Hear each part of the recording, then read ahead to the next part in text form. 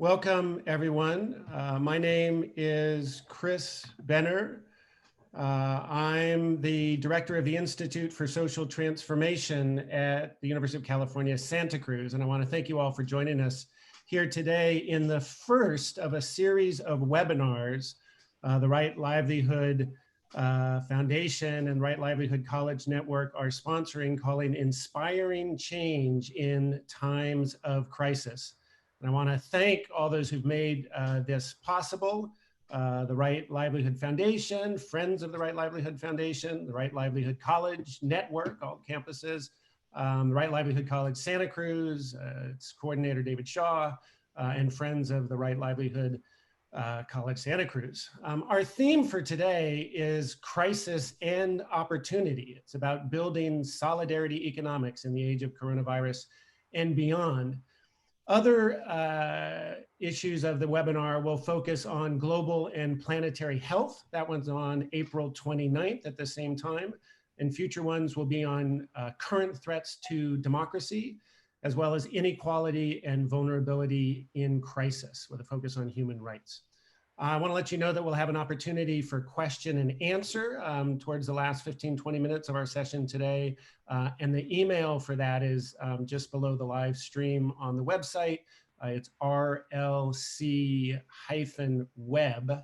W-E-B, at ucsc.edu,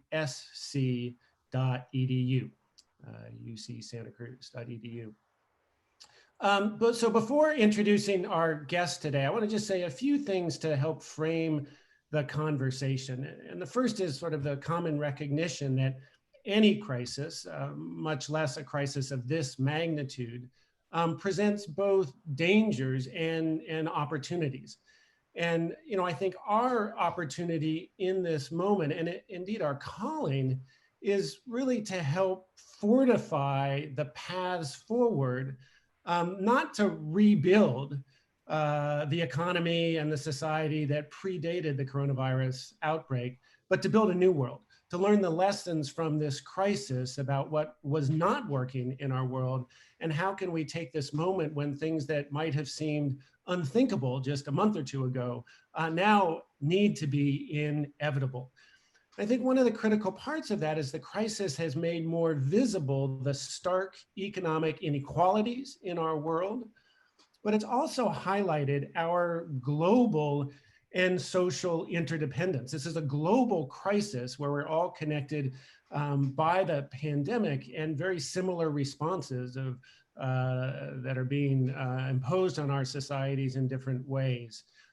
It's also highlighted the importance of social connection and social gathering. The very fact of not being able to congregate naturally has led to tremendous economic hardship, necessary in many ways, but just pointing to the importance of our social connections.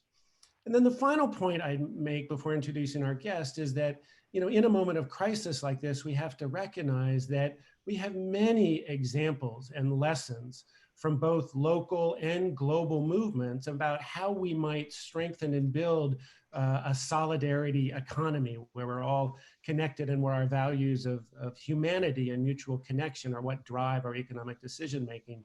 And so it's a question of how do we learn from those examples and figure out how to strengthen them and move them to greater scale. And I'm so pleased today that we have some of the two leading global change makers with us today. Both of whom are Right Livelihood laureates. Nnimmo Bassey, who was a 2010 laureate, is a Nigerian architect, environmental activist. He's an author and a poet.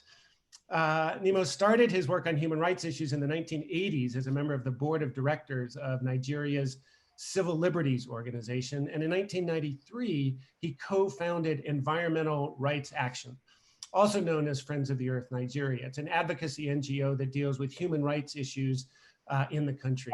And Bassey was executive director for 2 decades and still is on the chair of its management board.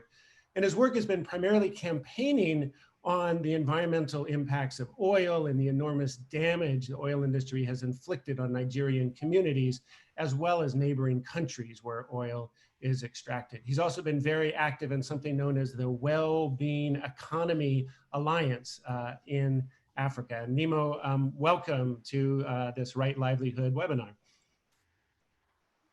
And Vandana Shiva is the Thank you so much, Chris.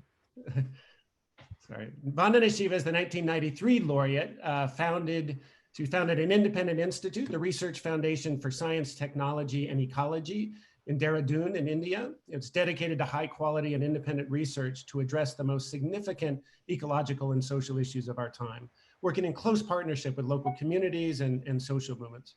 In 1991, she founded Navdanya, a national movement in India to protect the diversity and integrity of living resources, especially native seeds, and to promote organic farming and fair trade practices. And for the last 2 decades, Navdanya has worked with local communities and organizations serving more than 500,000 farmers around the country. And Vandana has contributed in fundamental ways to really changing the practice and paradigms of agriculture and food, and been one of the leading campaigners against industrial agriculture and our toxic food system, and trying to build a toxic and fossil-free food system going forward. And thank you for joining us too, Vandana. So what I'd love to start with is just get a picture from each of you about what the experience has been like for you in your own countries. And Nnimmo, maybe I'll start with you in Nigeria, and to tell us a bit about sort of what is the experience on the ground in Nigeria and the ways that the COVID-19 pandemic has rolled out and the response of the government, and what has that meant for the most vulnerable parts of the Nigerian society? Thank you, Chris. And I believe that what is going on in Nigeria is quite close to what is happening in many other places, because there's a kind of uniformity of responses, which is also problematic concerning the challenge. And so the very first cases that we had were all imported. People travel, so it's a kind of pandemic that has global connections, and this is what drove it initially. And now, of course, we have a few cases of community spread because of the interactions of people. Now, the pandemic has brought about a kind of uniform response, one of which is very difficult to enforce globally, is that of social distancing or physical distancing. Now, physical distancing is very problematic, especially in places where you have people living in crowded circumstances. And of course, using public transportation that is not sufficient, and then a lot of people have to push in to be able to move from place to place. And also right here in Nigeria, it's impossible to travel from one state to another because this travel has been prohibited. And 2 states and the capital territory has been totally locked down. So people are not even expected to move except within certain hours. Now, we have different levels of enforcement of this, but overall, the pressure is so much on the majority of Nigerians who have to earn their income from the informal sector, who have to earn income on a daily basis. So if you don't go out to work in a day, you are going to be hungry for that day. And then, of course, government is addressing this in a certain way by giving fundings of cash to so-called identified poor people. But there's a lot of skepticism concerning this because we don't really know the parameters of identifying who is a poor person. I have not personally seen any who said I got this money, but some people must have gotten it. We see some people queuing up to receive the cash. So now there's a problem about locking people up and stopping movements almost completely between states because it means that many people can just not earn anything at this time. And if people don't eat nutritious food, they can't socialize they can't meet with family. Now, survival or living is extremely abbreviated and difficult. So this is one of the challenges. And then one thing I should mention is also the use of security forces to enforce the lockdown. And so you have situations where the doctors have been stopped from going to hospital because the security officer did not understand who should be stopped from moving, how should be allowed to move. You have other cases of people, generally some antisocial behavior coming up. But I think that overall, the application of a universal response to this pandemic is problematic in Nigeria as it is in other parts of the world. And Nnimmo, there was a very well publicized BBC news report that was pointing to some of the sort of maybe overzealous police enforcement. Was making an argument that more people had been killed by police violence than the coronavirus so far. How should we interpret that? I saw that report, and well, technically speaking, that could be true because we unfortunately have a lot of conflict between the security forces and civilians in my country. And, we are in a state of general insecurity, which puts people on edge, and people have a kind of the interaction with the security forces are not so cordial in some cases. But I saw that report, and I've not seen anyone saying that report is not accurate, because we have the numbers of people who have died from the coronavirus, about 12 as we speak. And then there are always these cases of people getting shot or some accidental discharges, which happen right from the very early days of the pandemic breaking out, getting down to Nigeria. Yeah, it reminds me that this crisis makes visible all sorts of social problems that previously existed, which weren't getting the same kind of publicity. In the United States, we see it with the disproportionate impact of the pandemic on particularly African-American communities, but all communities of color that have had worse health conditions and are forced, as you say, to use public transportation and continue to work in potentially dangerous environments. Vandana, I want to turn to you now. There's been a lot of reporting here in the US about the challenges and the efforts to put a stay-in-place order, a lockdown order for a country of 1.3 billion people, and some of the social conflict and anti-Muslim sentiment that's been exacerbated as part of that. Hundreds of millions of migrant workers that have been left without livelihoods and trying to get home. Talk to us a bit from your perspective about what you're seeing of the virus's impact and the response, especially for the most vulnerable populations. I want to begin with my personal scene. The lockdown has brought me back home to my childhood home, where my mother gave me her cowshed to start the research foundation in 1982. And that's where I'm sitting right now, my old desk, where I started all my public research and all my activism. About the country, for being a country with 1.3 billion, in terms of deaths due to corona, it's 452. Yeah, for 1.3 billion, it's a small number. And it's particularly small given pre-existing reasons why people are dying. Hunger. We have gone back to the colonial days of hunger. We corrected it with policies, but now there are basically 190 million people hungry, and nearly 900,000 children below 5 are dying. 900,000 are dying because of hunger. Just as in Nigeria, the daily wage workers, and I watch this as 25 years of refugee creation from agriculture to the cities.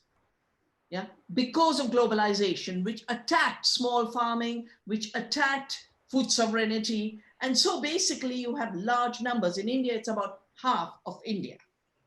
And overnight at 8 p.m., it was announced that by midnight, we'd have a total lockdown. That meant that half of India couldn't go home. We're being told to stay at home, but half of India cannot get home. And there's a lot of violence against those who are daily wage workers, who earn a living that day. And they basically are what upholds the economy. They call migrant labor, but I call them refugees from agriculture. And they're trying to go home and just be farmers again. Cancer, 1.1 million affected, 784,000 die annually. Diabetes, it's 72 million affected, 1 million die. And these are chronic diseases. But if you look at the young people who are dying, the old are dying because there are complications anyway. The same is the case for Italy. But the young, by and large, if you see the footnote, and he also had diabetes. And he also had hypertension. And the figures jump from 1% mortality to diabetes 9.2% and cancer 7.6%. And the American health system owned up that they're counting everyone as a corona death, even though there might have been comorbidities. And the African Americans being the worst victims in New York or New Orleans is because for 20, 30 years, they've been thrown into food deserts. They're not eating food. Their bodies are not getting the nourishment that would give them the health and the immunity to be able to deal with this crisis.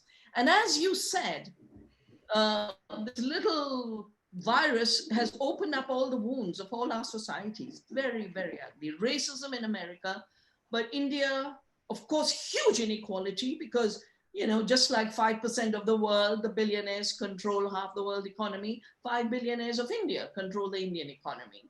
And they grab every nook and corner of a livelihood economy. And what we are witnessing is not just a severe loss of livelihoods, but as more and more of the displaced workers are saying, we're going to die of hunger long before Corona gets us. A lot of civil service, you know, a lot of civic response. I mean, most of the energies of my friends and colleagues is getting food to people in these camps, which often look like concentration camps. And all that they want to do is go home. And, you know, flights were arranged for students who were stuck in America, students who were stuck in Wuhan. Flights have been arranged for people back from England. Buses have been arranged for the elite students to go back to their homes. But no bus, no train, even though daily millions come out on the streets. And my worry is, beyond a point, you know, this is where the patriarchal capitalist instinct doesn't get it. It lives so much through control.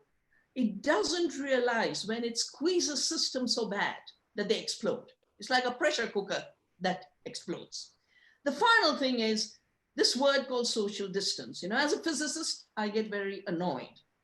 A meter is a physical distance. You take a meter and you make a difference between yourselves. But that meter separation is not a social separation. And in a country with the huge burden of untouchability and the caste system, and my name Shiva is because my parents rebelled against it and said, we will remove our caste name and take a casteless name, Shiva. Caste has been a big reason for violence and separation in India.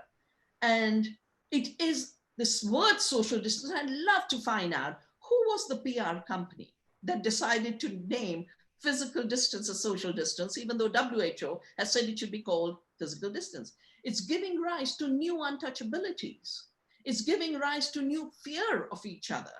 And you know, all this computer graphics of this virus all the time in every news channel, I think of the children locked at home. If this is the imagery daily and everywhere in the world, in India, in England, in America, the violence against women and children has exploded under lockdown. I so much appreciate that last point, Vandana, about physical distancing being called social distancing. It's so problematic. And I want to turn a bit now. You talked to the ways that the system is being squeezed so tight now. It's really exploding. To think a bit more about the possibilities going forward. You know, here in the US, you know, Bernie Sanders had been calling for Medicare for all, and he didn't win the Democratic National nomination. But there's now a movement which essentially says if we don't get universal health coverage in the US, it will just be disaster again going forward. And it seems like it might have created some of the political conditions for that. There's discussion about guaranteed minimum income or universal basic income to protect people. And I wonder, again, starting in India, you know, Vandana, if you think about the tremendous work you've done up to this point, how do you see the coronavirus crisis shaping your opportunities going forward for having more of an impact? And how are you responding to the crisis at this moment? Well, you know, when I started when I was very active in CHIPCO, the movement to protect our forests. And in a way, what the coronavirus and the new epidemics that are rooted in invading into forests and the homes of other species And then these viruses, whether it be corona or it be MERS or it be Ebola, the list just carries on. And with all our focus on the one, we are not stopping this, creating the conditions for the next one, pandemic to start. So I do believe one opportunity that this crisis gives us is to respect the limits of the planet, respect planetary boundaries and ecosystem boundaries and species boundaries, and respect the indigenous people and the forest dwellers. Because I see the new epidemics as a result of a globalized model of limitless growth, limitless greed, limitless invasion. And we will have to call a stop to it. And I think there's a whole new reason for us to protect the forest, not just as the lungs of the earth, but now as really the protectors of our health, as it's one planet, one health. The second is I started to work on chemical agriculture because 1984, the Bhopal disaster happened and the Punjab violence took place. Interestingly, the 5 people who've died in the city of Bhopal right now under the coronavirus are all victims of that gas tragedy, which shows how much pre-existing conditions are important. So many of the people of New Orleans, victims of the pollution and the poisoning. So our work began because of the harm of pesticides and chemicals, the disastrous impact on health and the amplification of mortality of these new infectious diseases is making us think even more deeply about food as health. Agriculture, not as production of commodities, but agriculture as the cultivation of health. The health of the soil, the health of the plants, the health of the people, including our gut. Our new work over the last few years has been showing us that biodiversity is the connector of health. Healthy soils have a lot of biodiversity in the soil. Healthy plant ecosystems are biodiverse. And that's why Navdanya and the seed saving has contributed so much to show that we can produce more food without an assault on nature and an assault on biodiversity. But most importantly, and I think this will become very important in the future, there's so many people who are looking at this crisis also as an opportunity. Yeah?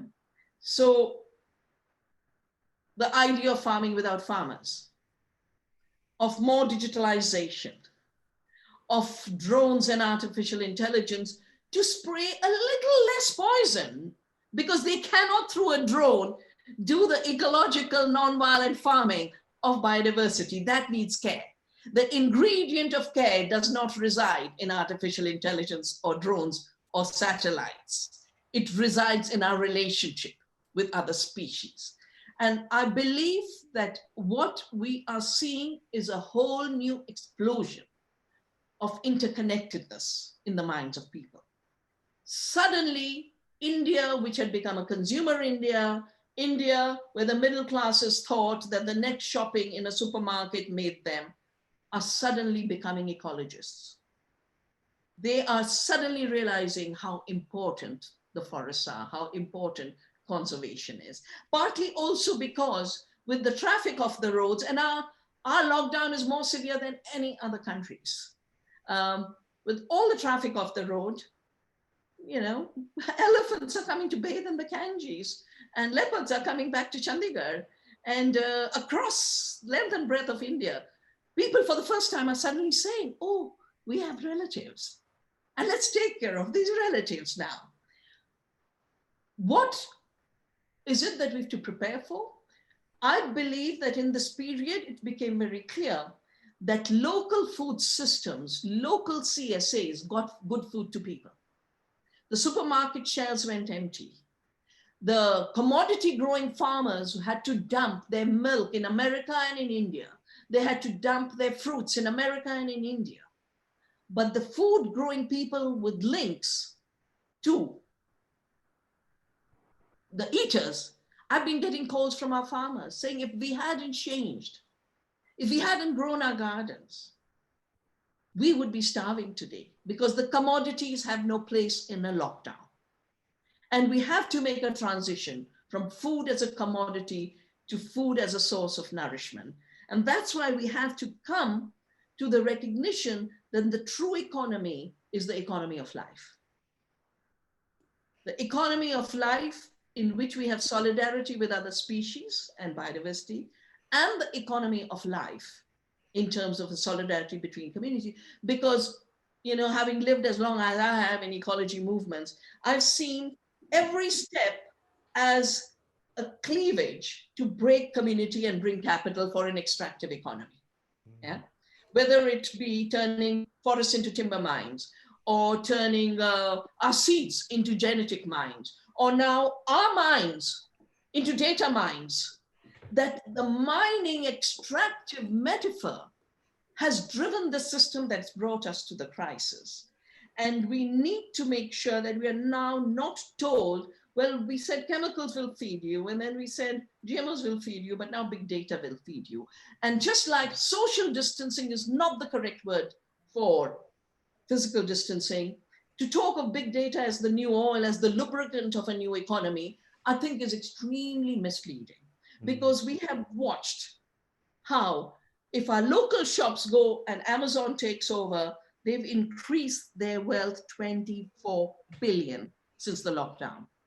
And since these stimulus packages were given, BlackRock, which is a nobody at the time of the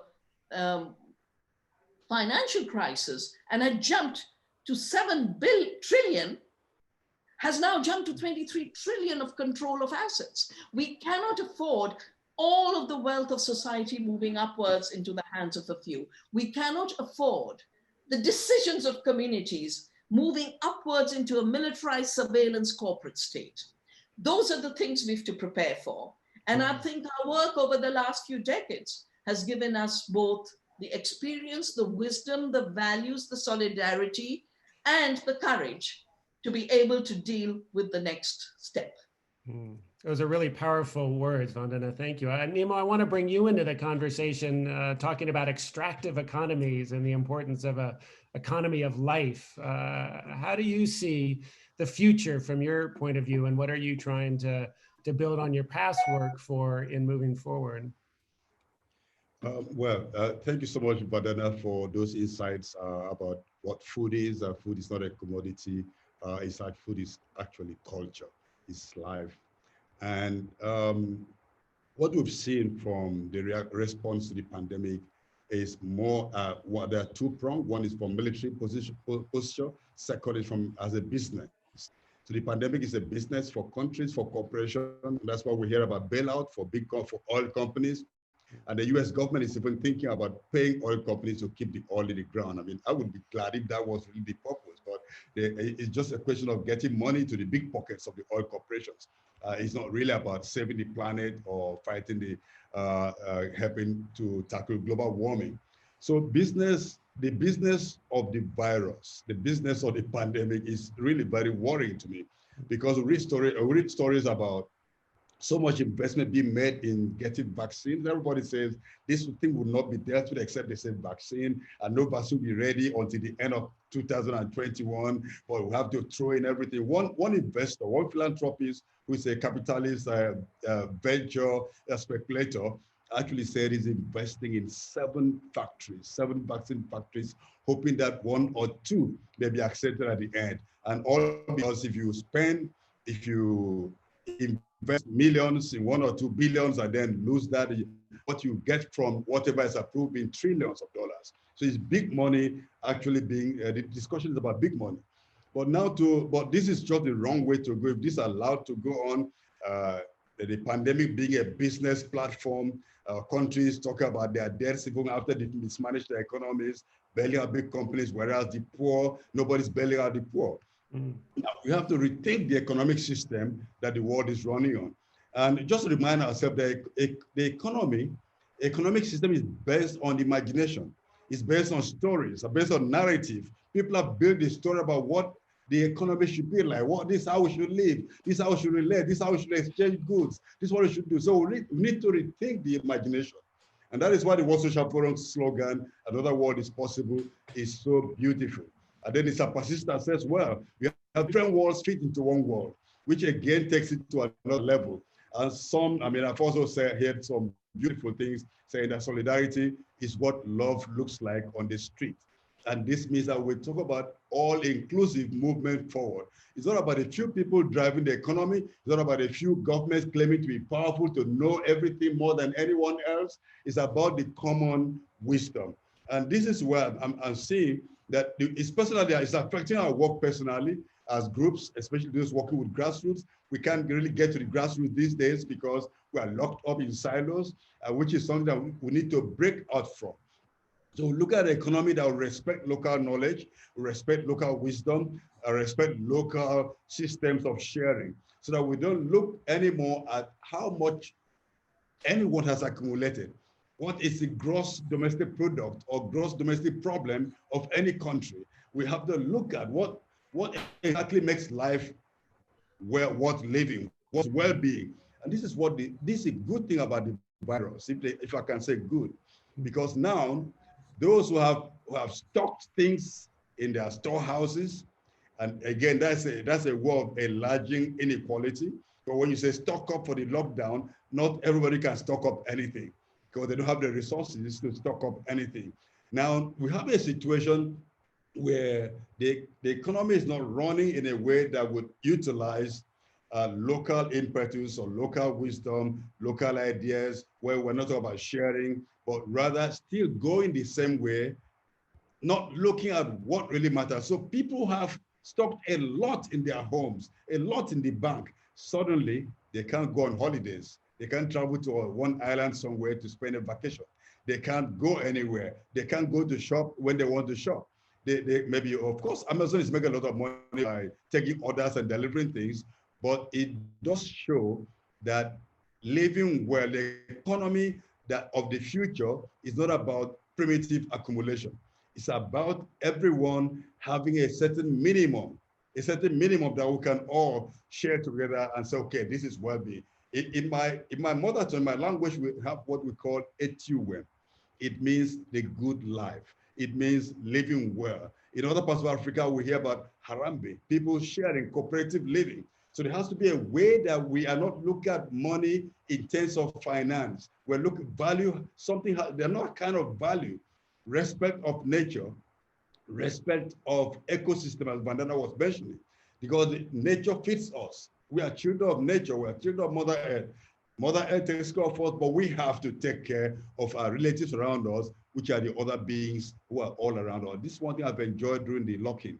I spend a lot of time at home now. I did not know there were so many birds coming to my house every day because I would wake up in the morning, go to work, come back at night. But now in the morning, I come out and I can have conversations with insects, with birds, with reptiles, some not violent reptiles anyway.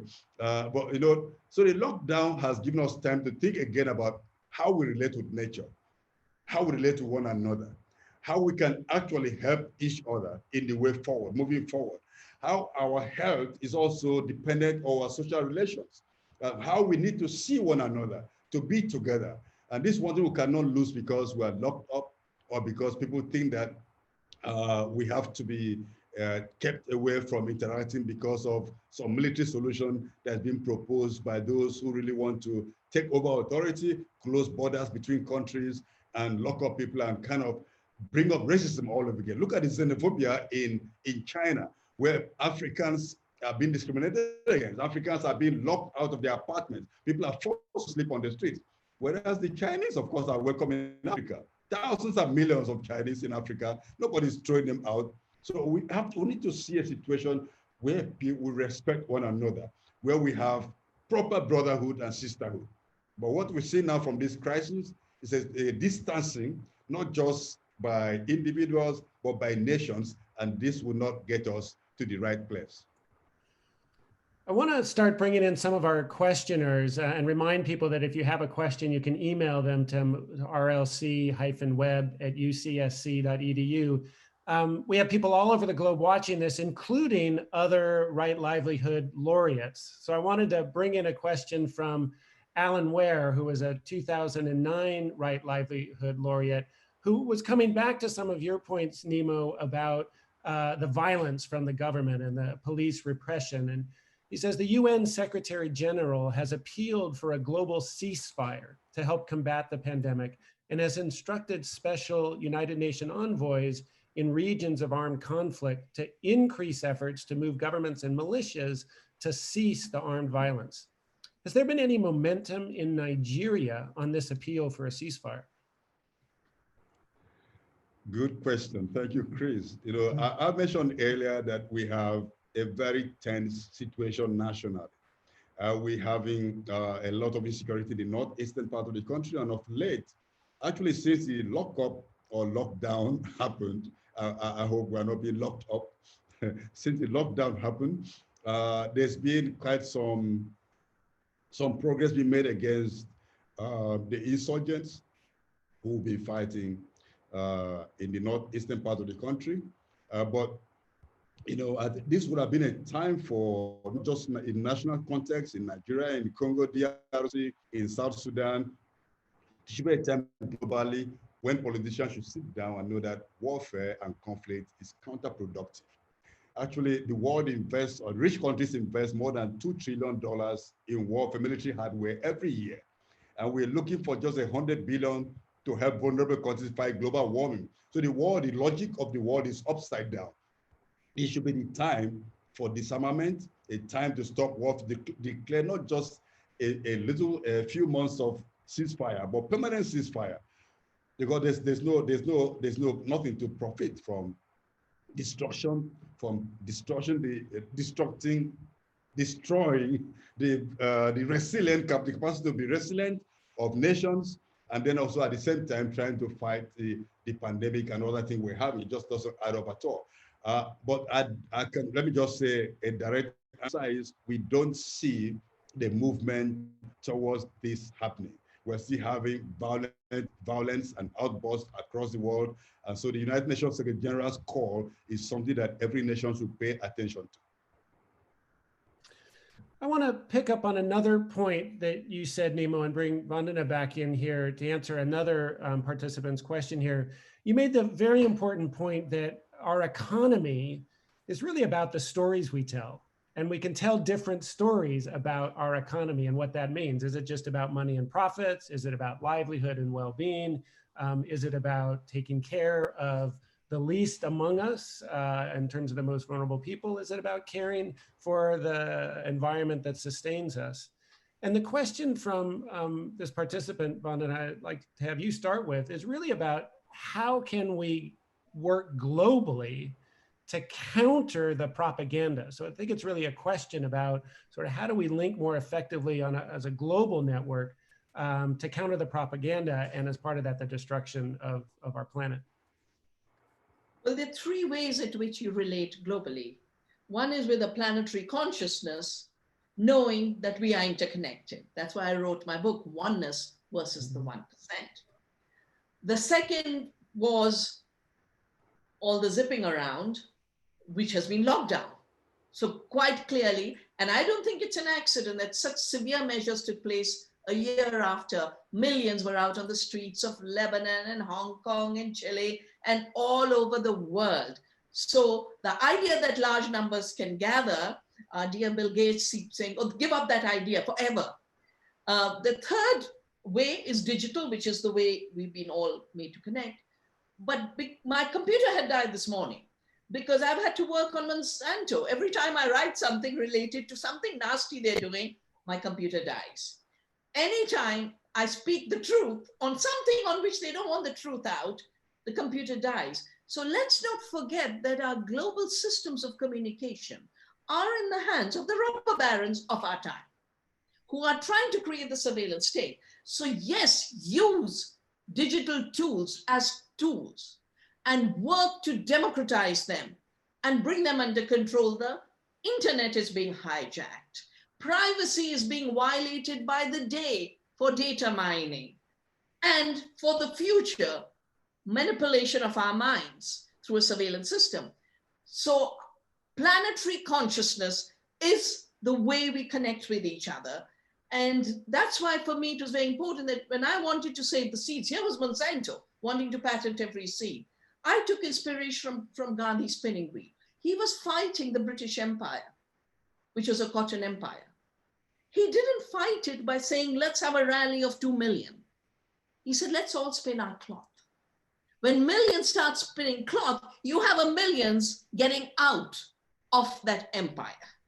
So the reason we are talking about having your seeds, having your food, having your garden is so important in our time, because if everywhere there's a garden, then there's a global planetary shift out of the violent fossil fuel-based, pesticide and poison-based agriculture. And I would like to tell everyone who's listening that Nnimmo and I and a few others have prepared a message and a commitment for Earth Day this year. It'll be on HomeF's website, it'll be on the Navdanya International website, it'll be on the Right Livelihood College website, basically on how do we deal at the planetary level with this moment of lockdown and separation, when we need to be interconnected. What is the level at which our interconnection will never be closed? It's not in the hands of the powerful. Where I think the consciousness of the mind, the freedom of the mind is going to be the next step of freedom, of autonomy, of self-organization, because the next step of colonization will be colonizing our bodies and our minds. They took the territories, they pushed us to poverty, they took the oil, they took our seeds and our genes. Now, every citizen of the world, and I'd like to just say, Chris, that what my feeling has been, as half of India has been literally put aside for an economy which won't need them. And I'm saying, oh, they created throwaway plastic, throwaway Coca-Cola bottles. Now they want to create throwaway people. And if you think it's just the poor, let's recognize that the artificial intelligence algorithms are designed to get rid of the software program writer too. Mm. So it's not even that the middle classes who are working from home, and they're saying work from home. Well, they're also preparing for you to not have to work at all. And Zuckerberg said this, 99% of humanity will be useless. And my thesis about this is no species is redundant, no human being is redundant. And my dream of the next 2 years is making sure that we bring the relevance, contribution, gifts of everyone to the center stage. And that will be the new planetary consciousness. That's great. And I'm looking forward to that statement being public. I think it'll be a powerful statement that you mentioned for Earth Day. And Nnimmo, I wonder if you wanted to talk on this issue of sort of global cooperation and building an alternative to the propaganda, and particularly from the perspective, this is a question from another participant, Benita, about what are particularly the implications or opportunities for the global South, overcoming the history and legacy of colonialism and the continued colonial efforts to build South-South collaboration and cooperation to be more effective in building alternatives.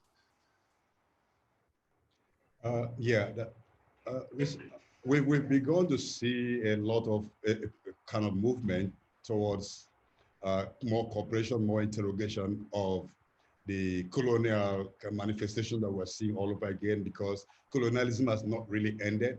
So the struggle for stopping that kind of relationship is still ongoing. And really the pathway forward for the global South is also to recognize also that this global South in the global North, as well as global North in the global South. So now it's an alignment of forces. And again, it goes back to collective self-organizing and then connecting the dots. Got a lot of relationships, a lot of similarities between what is going on in Latin America, in Africa, in Asia, and some parts of the global North. Sometimes, I work a lot on fossil fuel pollution, for example. But when you look at the tar sand situation in Canada, in the United States, you find that the communities living who are impacted by those pipelines and by the tar sands and the fracking, they're just having the same issue as communities in Nigeria, in Asia, in Latin America. So we really need to, solidarity means all of us coming together to work together against the common. We need to identify very clearly who are the common forces who are perpetuating the forces of imperialism, of colonialism, of ecological misbehavior, of ecocide across the world. It's the same for some transnational corporations who have politicians in their pockets. So we need to, it's about sharing stories, it's about coming together, it's about learning also. We need to learn more about one another. The Africans need to learn more about Latin Americans. The Latin Americans need to learn more about Africans. We need to learn more about Asians. What are the struggles? If we don't understand where we're coming from, then working together becomes very difficult. So we spend all the time doing this learning. This has been going on for years. We just need to intensify that now. And of course, it's not about who is in the forefront and who is from behind. It's about a collective connection of the dots. Great. We have about 10 minutes left. I wanted to bring in another question that's specific to Nigeria that touches on sort of the digital connection aspect. This is from someone, and I may be mispronouncing his name, probably am, or her name, Ekaete, who says, what are the ways the creative economy can rejuvenate in this crisis that has undermined the ability of most in Nigeria to afford data?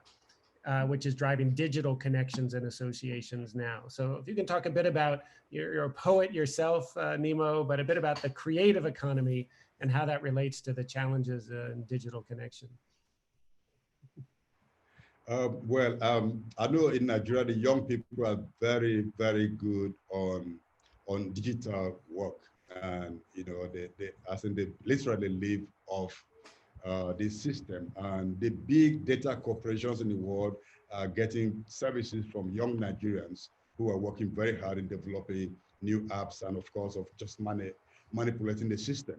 And I think the way forward, if I understood the question clearly, for us to harness the knowledge, the wisdom, the capacity that we have. Sometimes people don't recognize capacity where it is, but capacity is not just about individual skills, about what we can share, collectives, about what we can bring together as a network. Then this would go above any individual capacity, because the challenges we're having now would not be necessarily solved. Individualized solutions may not solve the collective challenge. So we need to really come together. And personally, I see a future in activism, for example, activists becoming more invisible, and then the grassroots actually taking over activism. And this will be possible with creative use of the internet and use of data, not used for exploitation, but for organizing. So if people take their eyes away from profit and look more at what is adding to collective well-being, we can actually use the tools rather to build a momentum to overturn the system that is not really helping people except the 1%. Fantastic. Well, I want to give each of you a chance to answer one last question before we have to wrap up. And this is a question from two students, Ethan and Bailey, who are students here in the state of California, across the state, in a course on the Right Livelihood Award and the work of the laureates taught by David Shaw, the coordinator of the Right Livelihood College here at Santa Cruz. There are about 60 students from that class who are tuning in today. And they ask in different ways. So we're seeing drastic changes that have been made to society due to this enormous event. And their question for both of you is, what lasting changes would you like to see come out of this? What are the most important things? And how might we seize this opportunity for lasting change and not go back to some new normal? Nnimmo, do you want to start, and then we'll finish up with Vandana? Yeah. Yes.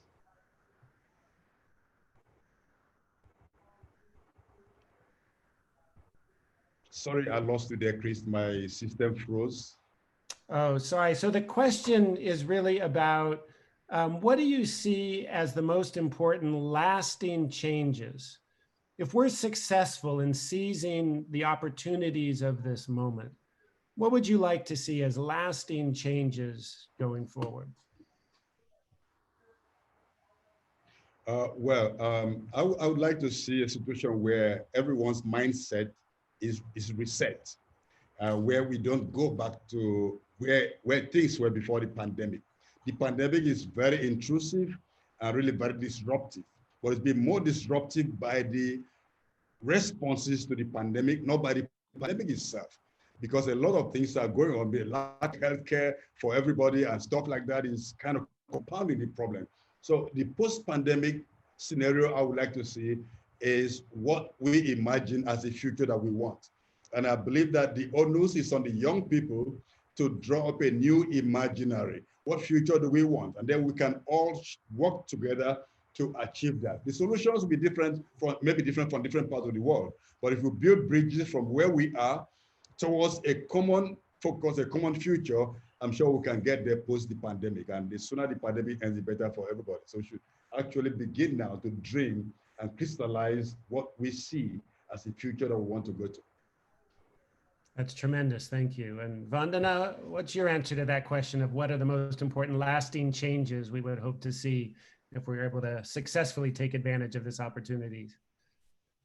The first thing is I would not like the emergency measures for an emergency be made permanent. I don't want surveillance systems that are necessary for a health emergency to become political, economic, permanent structures for a new surveillance capitalism.